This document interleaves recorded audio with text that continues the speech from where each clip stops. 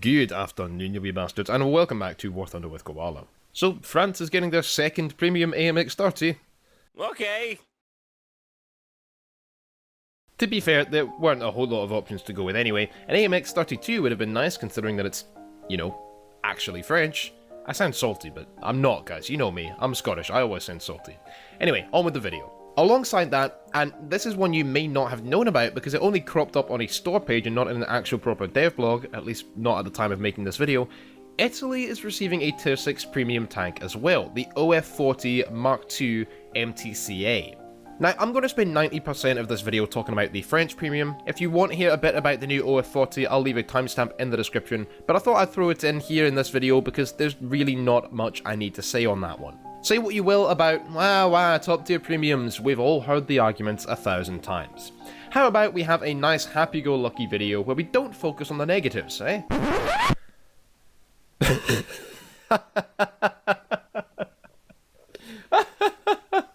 So both of these tanks are basically copy-paste tech tree tanks with better engines. And the AMX 30 also gets a stabilizer.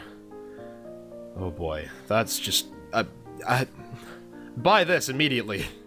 There's a whole lot to talk about, especially with the French tank. We're going to go fairly deep into the history of these vehicles' development, and then talk about whether or not you should get them, although I can basically sum it up for the TLDR club.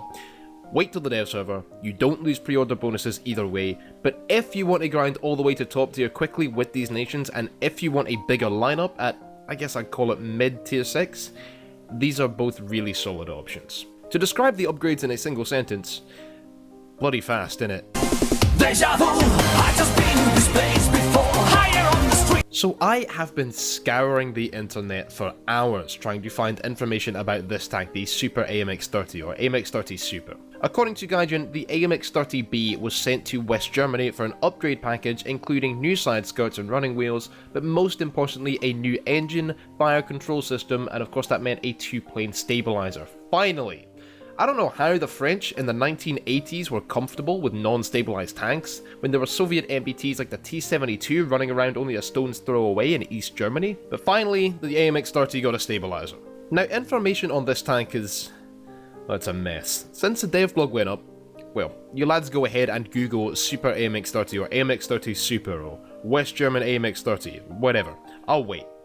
You will find Gaijin's dev blog, forum threads about Gaijin's dev blog, and Reddit posts about, you guessed it, Gaijin's dev blog. So some people on the Russian livestream were questioning the existence of this vehicle at all, and comparing it to the AMX 30 C2, which we'll come back to in a moment. The Gaijin lads on the livestream basically responded to the accusations of it being a paper vehicle with, and of course this is being translated, but apparently it was basically a harsh shut up or go to gulag. It existed and was tested in Saudi Arabia?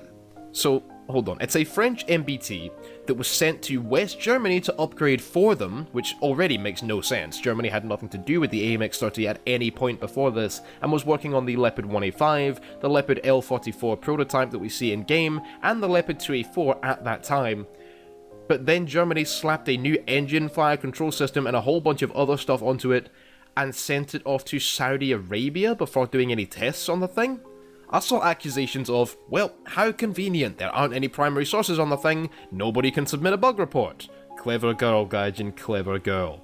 And to be honest, you'd be forgiven for believing that. Actually, there's another version of this video script where I went on for 5 minutes talking about how the vehicle didn't really exist, and it's actually the AMX 30 C2 and blah blah blah. But then I actually found it. Now, I noticed the European Canadian in his video mentioned nothing about the historical information regarding this tank. Mysteriously, his video on this vehicle was devoid of any history and focused entirely on the worth of the bundle. By the way, nothing against Canadian, I just know that he's usually the one to go for in-depth real-life context, and this time he mysteriously had none, so I guess he's as confused as the rest of us. So here's what I managed to find after, at the time of recording this, well, it's been an all-nighter for me, so 9 solid hours of researching. The things I do for you lads. Between 1980 and 1990, there were 2 upgrade proposals to existing AMX 30B tanks designed for the potential export market. The Germans created the Super AMX 30, which we see, and was indeed actually modernized with the upgrades Gaijin mentions and sent to Saudi Arabia as a technology demonstrator vehicle. basically a propaganda machine trying to convince the Saudis to buy up from their existing AMX-30S, which they didn't until they ended up getting their hands on the American M1A2S. Giat, on the other hand, created the AMX-30C2, sometimes known, and get this, as the Giat AMX Super 30. Confusingly similar name, but a different tank to our tank, currently picked apart and lying in Saumur, France, just west of Tours along the Loire River. These two modifications featured extremely similar upgrades, such as the gun stabilization system, new fire control system, new 850 horsepower engine, ZF transmission, side skirts, and a whole bunch of other things shared by both proposals. The only real differences were that Giat's AMX-30C2, or the Super 30, features a unique fire suppression system and retains the coaxial 20mm, I believe. Not sure about that last part, there is no available information. While the German Super AMX-30, god those names, has a nuclear, biological and chemical or MBC protection system, bit more important during the tail end of the Cold War if you ask me. Of course there are some other very minor differences between the two, but they're not really relevant. The main takeaway from this is that the tank is not fake, and it's not even a paper tank, it was real, and what Gaijin says about it being German made and then going to Saudi Arabia, that's true, even though it really doesn't make much sense, but, you know, Germany. It is extremely hard to find proof on, but the proof is there. Actually, some lads and I went digging for so long, we ended up having to look into the US Department of Defense records from November 1995 before we actually found mention of the thing. This tank and the C2, or the Giat Super 30, they're two different tanks. What gives it away is the MOLF fire control system on our tank, which is slightly different to the one featured in Giat's design. We had to cross-reference this data with a book that was only ever published in Russian, so thank you to some people who helped me with the Russian translation, hence the wider community's confusion because we don't all speak Russian. My god, it's been a long night. I said a little while ago when talking about the Leclerc that one thing I love looking into is retrofits and out-of-the-box modification of vehicles, and this has been an absolutely amazing thing to research, simply because of how few people actually know the truth about it. Actually, you guys seeing this video? Well, we now make up a significant portion of the people around the globe who even know these facts, so feel good about yourself, because we're an elite community now. My god, I'm such a nerd. One thing that got us confused was that nowhere does any source expressly say that the Giat Super 30 is the C2. Now, it definitely is, but it took us a good hour to properly prove that by cross-referencing sources that detail the modifications for them both, and realizing that they are two different names for the same tank, of which only one was ever made, the one lying in Saumur. Another confusing bit was the Venezuelan modification of the AMX-30, which we then had to work out, was this one of the other tanks, the C2 or the Super AMX, realised in serial production form? We originally thought that the C2 was the French production designation for the Venezuelan tank, but it turns out that the Venezuelan AMX-30 is actually the AMX-30E, purchased second-hand from Spain. There is so little information out there on this, it was a nightmare trying to find.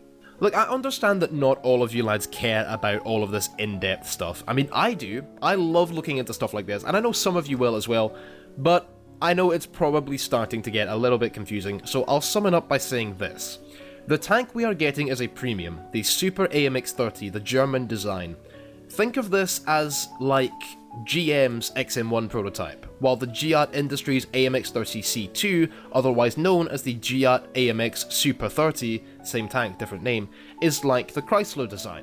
So, two proposals for the same project. Now, of course, neither of these two tanks ever turned into anything like the XM1 did, in fact they were only ever built in single prototypes, and somewhere off to the side, completely unrelated, is the Spanish AMX-30E, which was then sold to Venezuela. The purpose of the Giat and the German Super AMX-30 kerfuffle was for the export market, and yet there were no potential buyers for either design, and so only prototypes were built. And as I said, the Giat one can still be found today in Saumur, France, while I believe the German Super AMX-30 is still in Saudi Arabia in a museum there. So why are we getting the German tank that was sent to the Middle East rather than the actual French designation that remained in France? Well, there's been some backlash, some understandable backlash, at the fact that the best version of the AMX-30, and really the only good one, I'll be honest, the only one with a stabilizer, is a premium. But in my opinion, Gaijin went with the German one as it doesn't have the 20mm gun, in order to still have something that the regular tech tree AMX-30 does quote-unquote better. Alright, that's a lame excuse, we can all see that. This is blatantly the best version of the French tank, even without the 20mm. It's faster and has a stabilizer. What more do you need? But I'm sure that is Gaijin's excuse for adding the best version of the AMX-30 as a premium, and they're saying, well, you know, it's balanced because it doesn't have the 20mm.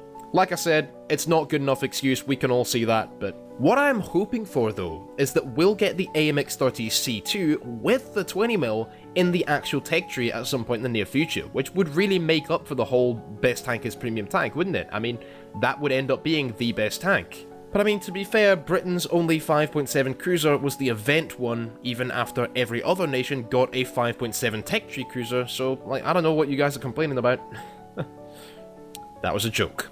So the Super AMX-30, a faster variant of the AMX-30B2 with a stabilized gun and no 20mm. Besides that, really very little else. It has access to the OFL-105 F1 APFSD shell, which is slightly better than the German 105mm DM23, so it's gonna have some good firepower. It was designed to basically be on par with the Leopard 1A5 in real life, which basically means it'll be at BR 8.7 in game, even though it is slightly better than the Leopard A1A1.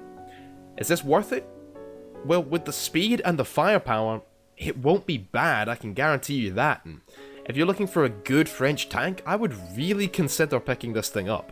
8.7 is a really sweet battle rating right now, and for a tank that is a really good 8.7, like the Type 74G, the Leopard L44, the T55AM, or now this tank, it's a really nice spot to play.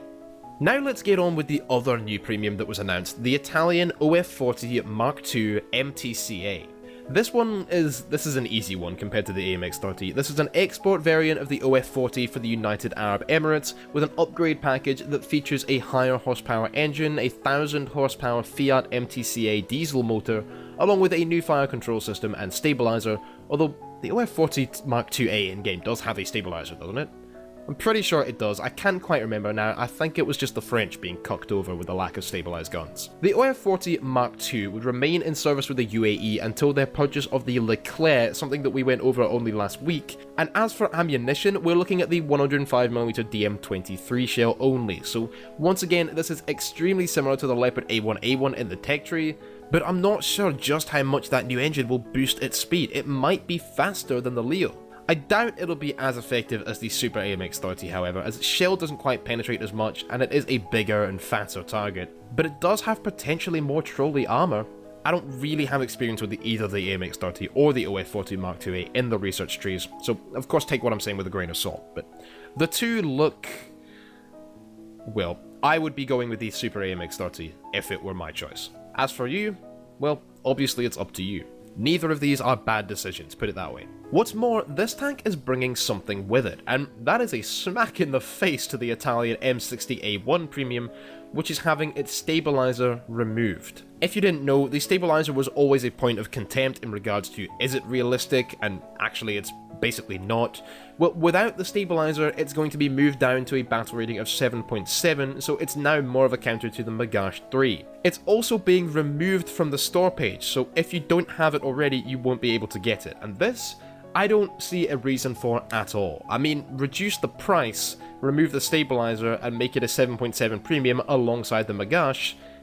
It fits perfectly there. Why remove it? If you're a little mad that you already bought the tank and now your stabilized 8.3 MBT is becoming a 7.7 non-stabilized one, then as compensation, if you are to buy the UAE OF-40, you get a 30% discount on it. Given that this tank will be pretty extremely quick around the battlefield, it should once again be a really nice premium, although I am having to question the business practices here. I mean, the Super AMX-30 is one thing, at least there's basically an identical tank, the C2, that could be added into the tech tree later, but with this tank, I mean, look, we are getting a production series Ariete this patch, so that's nice, and Italian tanks don't exactly struggle for speed. We have the upgraded Centauro in 9.3 after all, so I guess this is fine. What I'm saying, if nothing else, is that the regular OF-40 Mk.2A in the tech tree is going to feel slow after this thing, and France's AMX-30B2 in the tech tree? Yeah, no, that thing is not nearly as good as a faster and stabilised tank with at least the same ammunition. If I were going to pick up one of two, it would definitely be the Frenchie, and remember that you do get GE, premium account time, and a unique title and decal if you pre-order, which you can do right up until the patch drops. You can also get the AMX 30 alongside the premium Voltor for a nice discount, definitely something worth considering. Anyway lads, that is going to do us for this video. I hope you have enjoyed, and that if you did, you leave a like on this video, subscribe to the channel, hit that notification bell, join the 360 squad, and let me know your thoughts in the comments section below. What do you think about the vehicle's introductions? Are you going to pick either of them up? And how cool was that to hear about the Super AMX 30, and I guess its secret history that very few people know. Secret documents, am I right? Come follow me on Twitter and Twitch, join the Discord, and check out Patreon if you wish to support the channel further. Thank you lads all for watching, have a lovely good day, and always remember, keep your bagpipes to hand, keep your kilt on, and I shall see you next video. I say a wee thank you to these lads for supporting me on Patreon. Captain Fubar, D8261, Gisli Gadarsson, and Dark Recon. You lads are bra. If you wish to join them, come check out the link in the description below.